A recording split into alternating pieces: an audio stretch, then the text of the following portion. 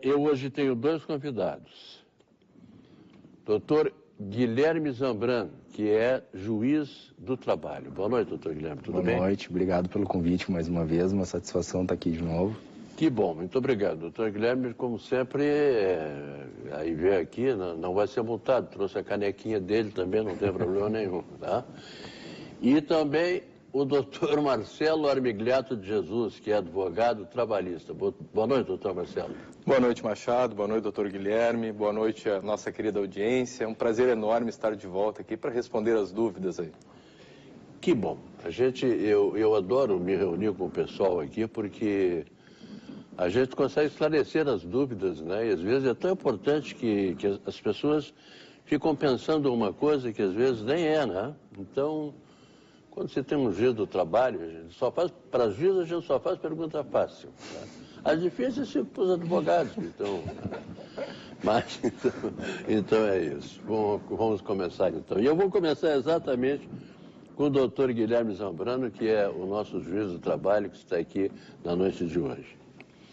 Doutor Guilherme, o João Marcelo mora na cidade de Osório. Ele diz o seguinte: meu chefe diminuiu minhas tarefas e eu passei a ganhar menos. Ele está me forçando a pedir demissão. E o João Marcelo quer saber o que ele deve fazer.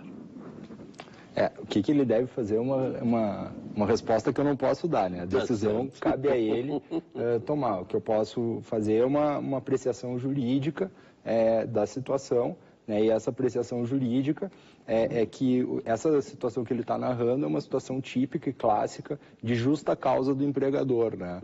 Justa causa do empregador. Não é muito utilizada essa terminologia, né? A gente normalmente utiliza a expressão despedida indireta, ele próprio já intuiu ali que está sendo forçado a pedir demissão, né? Mas na verdade a doutrina e a prática da Justiça do Trabalho costuma tratar essa situação como de despedida indireta, mas é uma situação de justa causa do empregador, uma situação que desequilibra o contrato e torna insuportável a continuidade do contrato na medida em que o trabalhador está tendo uma diminuição da remuneração e aparentemente de modo proposital, né? Ele pode, a princípio, pedir o reconhecimento judicial dessa despedida indireta, ou dessa justa causa do empregador, e a partir daí ele teria direito ele teria os mesmos direitos que teria em caso de ter sido despedido sem justa causa, né? Ele teria esses mesmos direitos. O problema é que no caso de uma despedida sem justa causa, o empregador ele precisa fazer esse pagamento num prazo exíguo, ali de 10 dias após o término do contrato, e nessa situação de reconhecimento judicial da despedida indireta, vai depender de uma decisão judicial, de uma sentença fixando um prazo, ou até de uma liminar fixando esse prazo. Então, talvez ele não consiga sacar o FGTS, encaminhar o seguro-desemprego e receber as parcelas rescisórias com a mesma velocidade, com a mesma celeridade que se o empregador tivesse despedido ele, mas os direitos são os mesmos. Tá bom, João Marcelo? Então é isso aí, tá? Vai lá, procura os seus direitos, meu amigo. Ora, onde é que você viu o cara baixar o salário da pessoa e tudo? Bom, também não tem nada a ver com isso. Doutor Marcelo, o Alberto mora na cidade de Guaíba. E o Alberto quer saber se o empregador é obrigado a conceder intervalo de almoço para seus empregados. Quer matar o pessoal de fome aí, doutor Marcelo? Mas, Machado, a resposta depende. Depende? Depende. Depende do quê? Do horário? Depende da modalidade de contratação. Se o trabalhador for contratado para uma jornada de 8 horas diárias, aí sim, aí nós temos lá no artigo 71 da CLT a previsão do intervalo intrajornada, de no mínimo 1 e de no máximo 2 horas. Então, depende da modalidade de contratação. Se, por outro lado, ele for contratado a tempo parcial, vamos imaginar, Machado, um trabalhador que tenha sido contratado 4 horas diárias. O início da jornada dele seja às 11 horas da manhã e o término às 15 horas. São 4 horas. O empregador, nesse período, não está obrigado a conceder nenhum tipo de intervalo, porque é uma jornada de 4 horas. Então, depende, respondendo objetivamente, vai depender da modalidade de contratação. E sobre esse intervalo, Machado, se me permite falar algumas considerações também da reforma trabalhista, ela modificou algumas questões, né? Ela está permitindo que o intervalo intra-jornada, que é esse do almoço, seja reduzido para 30 minutos.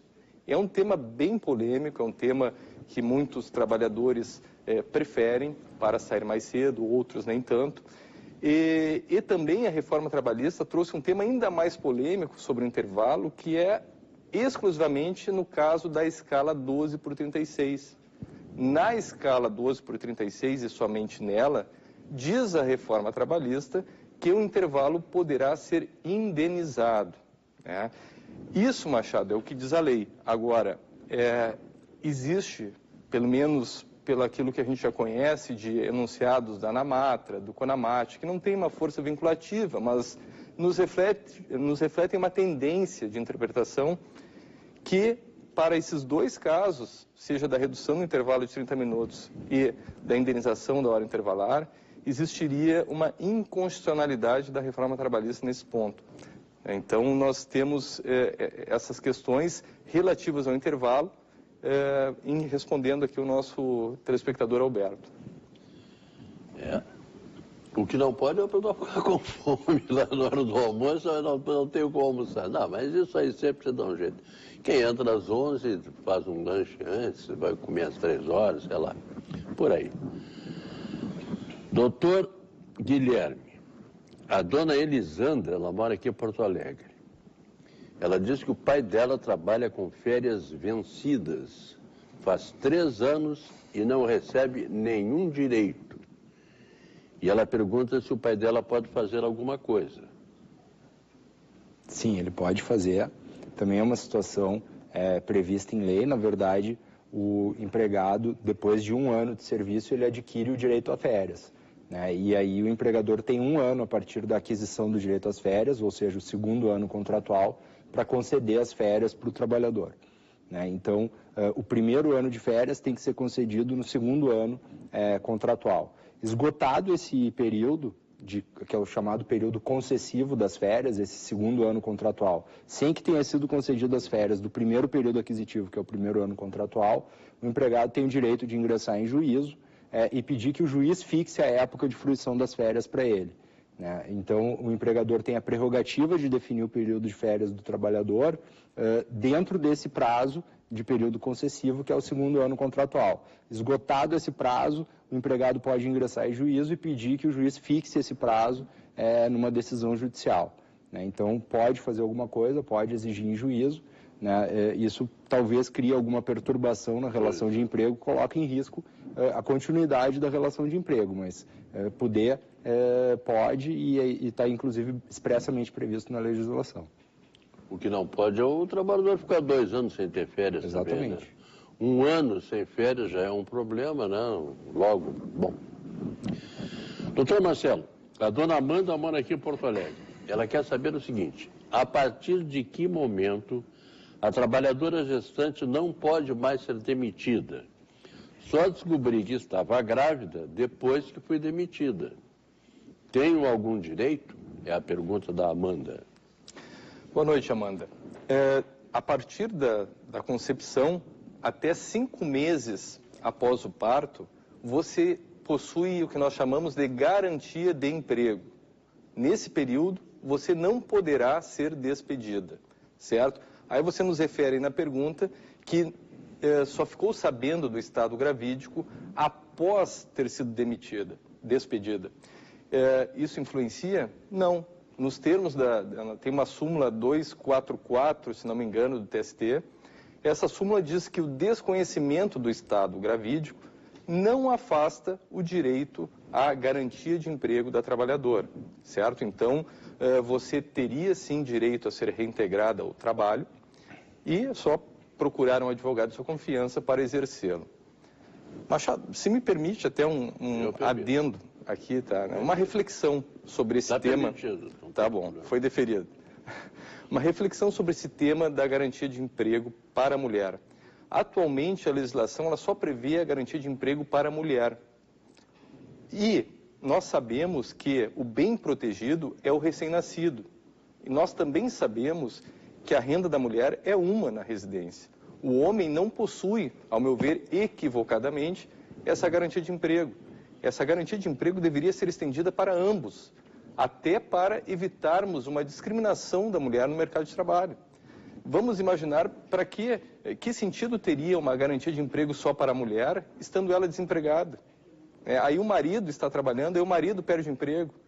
Então, faz muito mais sentido que nós tenhamos uma garantia de emprego para ambos, ou pelo menos para um do casal, do núcleo familiar, a critério deles. A escolha, por exemplo, da garantia de emprego para aquele com maior renda.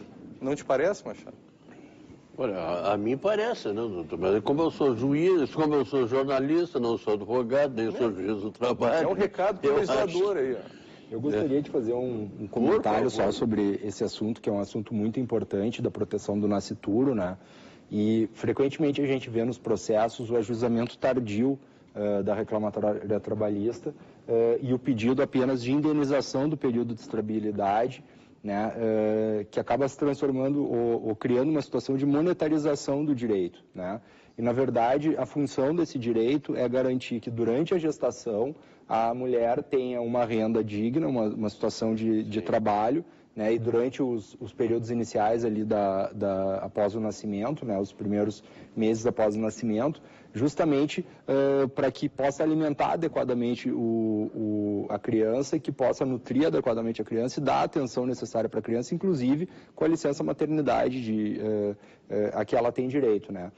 Então é muito importante que, para que esse direito seja corretamente ou cumpra a função que ele tem, né, que é garantir o bem-estar da criança e da mulher, tanto durante a gestação quanto na fase inicial de vida da criança, que não seja tardio o ajuizamento da ação trabalhista, ou seja, que seja feito o pedido liminar de reintegração no emprego o mais breve possível. Assim que a pessoa constata que está grávida, ela procure o advogado e o advogado não demore a ajuizar a ação, porque senão acaba desvirtuando a finalidade do direito e acaba se transformando num dinheiro que talvez nem faça diferença para essa infância ou esse momento de nutrição que a criança está precisando e até de estabilidade econômica para a família, né? Então, tem uma corrente jurisprudencial bastante significativa que não vê com bons olhos esse ajuizamento tardio, né? Eventualmente até entende que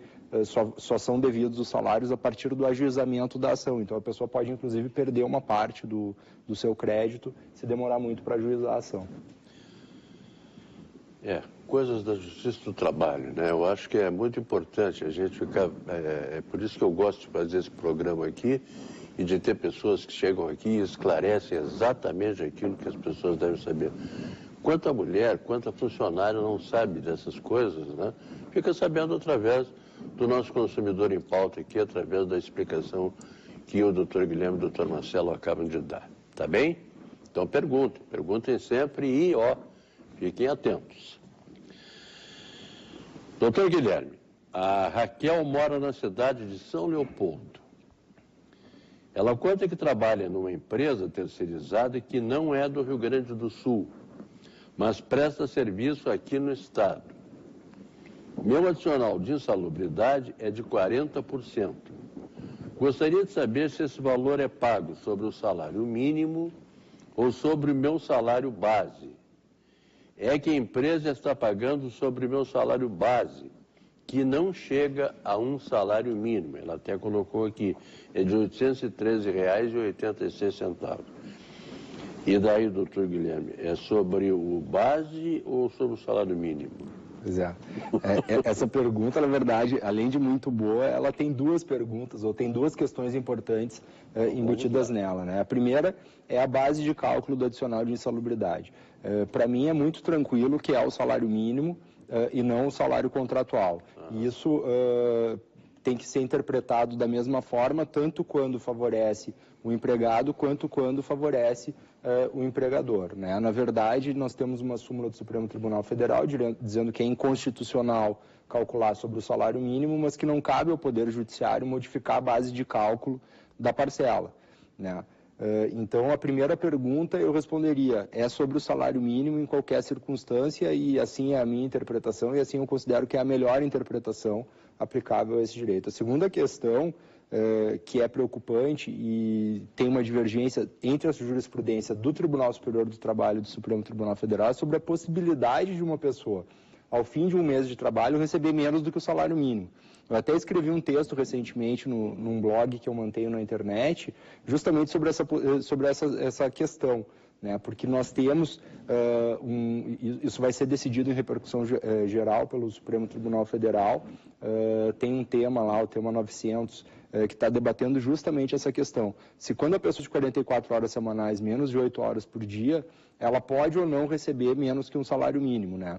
Existe uma inclinação da jurisprudência do Supremo Tribunal Federal de entender que não, que o salário mínimo é o mínimo mesmo, é o mínimo existencial, aliás, é o que intuitivamente qualquer pessoa responderia, né? Ninguém pode receber menos do que o mínimo, né? Mas nós temos situações, e isso começou com uma legislação que começou a fixar salário mínimo por hora, né? E, se eu não me engano, foi nos anos 90 que isso começou a acontecer. E essa situação foi evoluindo, se consolidando na jurisprudência da Justiça do Trabalho.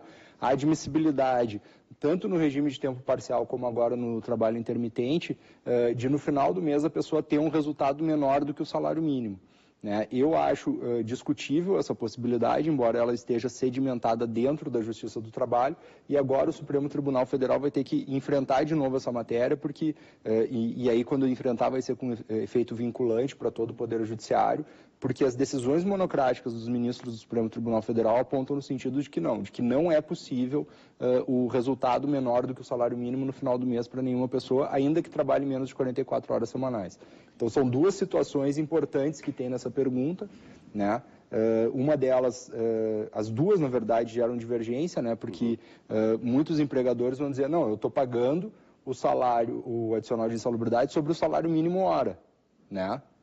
Claro. E da mesma forma eu estou respeitando o salário mínimo por hora, quando eu estou pagando o salário dela. Mas eu estou tendo um resultado menor no final do mês e isso, na minha opinião, contraria a Constituição e acho que na opinião do Supremo também vai ser essa a conclusão. A grosso modo, isso aí só poderia ser resolvido na Justiça, por exemplo, numa questão, numa ação. É muito difícil porque o empregado ele não tem um poder de pressão, claro, e de imposição frente ao empregador. Muito pelo contrário. Né? Ele acaba tendo que se sujeitar. Então, até se ele for confrontar o empregador e dizer, tu estás errado, ele corre o risco do empregador dizer, então pega as tuas coisas e vai embora. Né? Então, é muito delicado, por isso que acaba sendo solucionado posteriormente. Lamentavelmente é assim mesmo. Né? Doutor Marcelo, o Ivan Rodrigues mora aqui em Porto Alegre. Ele foi demitido e logo em seguida entrou no INSS e ficou em benefício durante 5 anos. Teve alta agora com mutirão de perícias. Gostaria de saber se esse período conta tempo para aposentadoria. Desde já, muito obrigado e parabéns pelo programa. Muito obrigado, Ivan. Isso aqui é uma pergunta trabalhista? Ela é uma pergunta mistura, mais né? previdenciária, mas não tem problema. Vamos lá. Claro. Esse tempo que o trabalhador permanece em auxílio-doença, ele poderá ser utilizado para efeitos de tempo de contribuição na aposentadoria, desde que ele esteja entre períodos contributivos. Isso significa que o trabalhador se afasta no INSS e no seu retorno, para aquele período de 5 anos tenha valor, ele deve retornar ao trabalho e retomar as contribuições. Nesse sentido, nós teríamos daí sim a possibilidade de contagem desse tempo para aposentadoria. Mas me chama a atenção também nessa pergunta, Machado, que ele refere que ele foi despedido e logo em seguida ele já entrou em benefício. Aí fica aquela interrogação, né? Será que quando ele foi despedido, ele já não estava incapaz para o trabalho? A resposta me parece importante, porque isso poderá trazer um efeito para o contrato de trabalho dele. Então eu indicaria ao Ivan, nosso telespectador Ivan, que vá até uma agência do INSS, peça a cópia do laudo pericial, laudo médico pericial, quando foi deferido esse benefício, e lá nesse laudo vai ter uma informação muito importante, que é a fixação da data do início da incapacidade, a DII.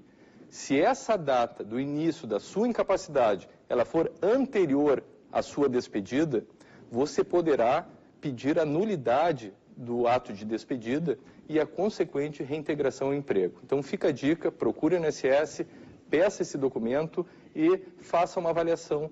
Caso tenha sido a data do início da incapacidade anterior, você poderá procurar um advogado para buscar a reintegração ao trabalho.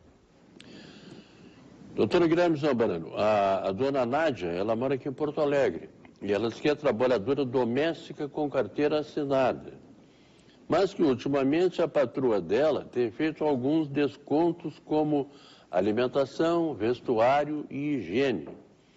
E ela quer saber se isso aí está certo, se ela pode descontar essas coisas do salário dela. A princípio não, né? A princípio não. Afirmo categoricamente não, está expresso na legislação de regência do trabalho doméstico que não é possível fazer esse tipo de desconto, né? Diferentemente do trabalho urbano, em que poderia descontar especialmente alimentação e vestuário, dependendo das circunstâncias sobre se é uma parcela fornecida para o trabalho ou pelo trabalho, né? Isso poderia ter alguma diferença no caso do trabalho urbano, uma pessoa que é contratada por uma empresa, mas na relação de emprego doméstica não existe essa possibilidade, está expressa na legislação. Que engraçado, então como é que vai descontar alimentação? A pessoa trabalha o dia inteiro, não. Por exemplo, né? Mas quem trabalha na iniciativa privada tem o desconto do Vale-Refeição, né? Tem desconto do Vale-Refeição. Então, essa possibilidade existiria se fosse outro tipo de relação. É verdade. Doutor Marcelo, João Carlos, que não sou eu, já vou explicar aqui bem. João Carlos mora na cidade de Canoas. Ele diz que trabalha há 4 anos no mesmo serviço e tem 6 anos em outro serviço. E sempre recebeu o PIS uma vez ao ano. Agora não recebo mais, mesmo trabalhando com carteira assinada, e meu salário não passa de 2 salários. Será que a empresa não está fazendo os depósitos a fundos de garantia? Eles que desde já agradecem muito pela atenção. E daí, doutor Marcelo? Boa noite, seu João Carlos. Não há uma vinculação entre a ausência dos depósitos de fundo de garantia com o não recebimento do abono anual do PIS. Ou seja, ainda que a empresa não esteja fazendo o recolhimento do fundo de garantia, isso não é uma causa para que você não receba o abono anual do PIS. O que provavelmente deve estar acontecendo? A empresa ela tem uma obrigação de informar na RAIS, a Relação Anual de Informações Sociais. Todo ano ela deve informar quem ela empregou, quem está trabalhando, quem foi afastado, quem sofreu acidente de trabalho, enfim. Ela tem essa obrigação. Muito provavelmente, esse nosso telespectador, e até porque ele preenche os demais requisitos aqui na pergunta, para recebimento do abono anual do PIS, então, muito provavelmente, a empresa não esteja informando esse nosso trabalhador adequadamente, e essa seja a causa de não estar recebendo o abono anual do PIS. O que fazer?